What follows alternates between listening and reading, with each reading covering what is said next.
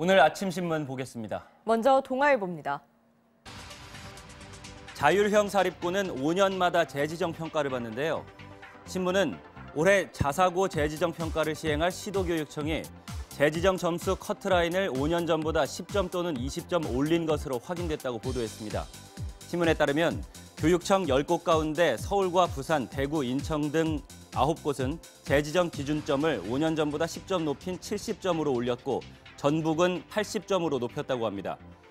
여기에 교육청의 재량평가 지표와 배점을 올려서 평가 항목 모두에서 우수를 받아도 지정이 취소될 수 있다는데요. 대부분의 자사고가 새 평가 기준점을 넘지 못해 일반고로 전환될 가능성이 높아지면서 자사고 지원을 희망하는 중3 학생과 학부모들이 혼란을 겪을 것으로 보인다고 실무는 설명했습니다. 새해 들어 전국의 여러 지방정부가 지역 상권을 살리고 지역 소득이 서울 등 다른 도시로 유출되는 것을 막기 위해 지역 화폐 발행에 적극 나서고 있다고 합니다.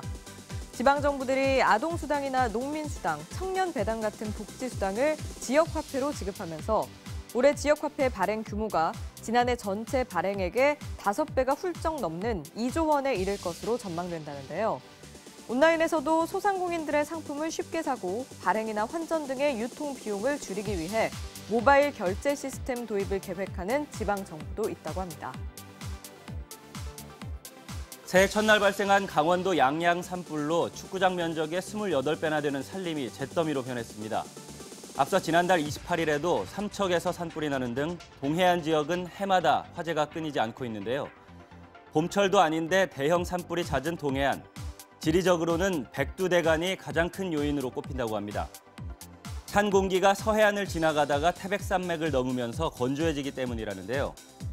여기에 나무가 빽빽해 낙엽이 두껍게 쌓이고 침엽수들이 수분을 적게 가지고 있는 것도 큰 불이 나는 원인으로 파악되는데 기후변화로 평균 기온이 상승하고 겨울철에도 봄철 같은 건조한 날씨가 이어지면서 겨울 화재가 늘고 있다는 분석도 나온다고 이 신문은 설명했습니다. 최근 고령 운전자 사고가 심각해지면서 일부 지자체가 고령자에게 운전면허 반납을 유도하는 정책을 시행하고 있는데요.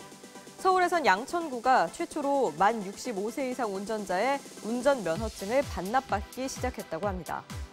면허증 반납자 가운데 250명에게 10만 원이 충전된 교통카드를 지급할 예정으로 총 대상자 2만 5천여 명 가운데 첫날 11명이 신청을 했다는데요. 지난해 국내에 처음 자진 반납제를 시행한 부산시의 경우 10만 원권 교통카드와 목욕탕, 안경점 등에서 할인받을 수 있는 복지카드 등을 지급하자 4,800여 명이 면허증을 반납했다고 합니다. 어르신들의 호응이 좋고 효과가 긍정적이자 부산시는 관련 예산을 지난해 4천만 원에서 올해 4억 원으로 늘렸다고 하네요. 한국 기업이 필리핀으로 불법 수출한 플라스틱 쓰레기가 한국으로 돌아온다고 합니다.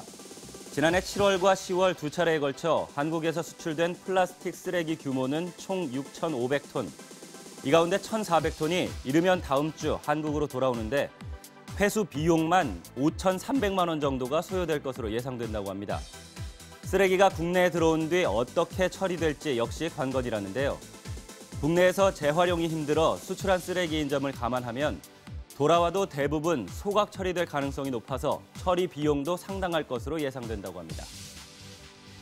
젤리처럼 끈적하고 고무처럼 길게 늘어나는 어린이 장난감, 일명 액체 괴물로 불리는 슬라임에서 인체에 해로운 성분이 검출됐다는 소식에 부모들이 혼란에 빠졌다고 합니다. 시중에서 판매되는 일부 제품에서 가습기 살균제에 쓰였던 유해물질과 간과 신장 손상을 유발하는 프탈레이트계 가소제, 소화 호흡기 장애를 일으키는 폼알데하이드가 대거 검출되고 과다 노출될 경우 어린이 발달과 생식계통에 문제가 생길 수 있는 붕소 함량이 기준치를 초과한 것으로 드러나면서 아이들이 무슨 죄냐며 분통을 터뜨리는 부모들이 많다는데요. 정부가 뒤늦게 관련 규제를 강화하고 나섰지만 이미 액체 괴물을 갖고 논 아이들이 수두룩하다 보니 불안감이 빠르게 확산하고 있다고 합니다. 지금까지 아침 신문 살펴봤습니다.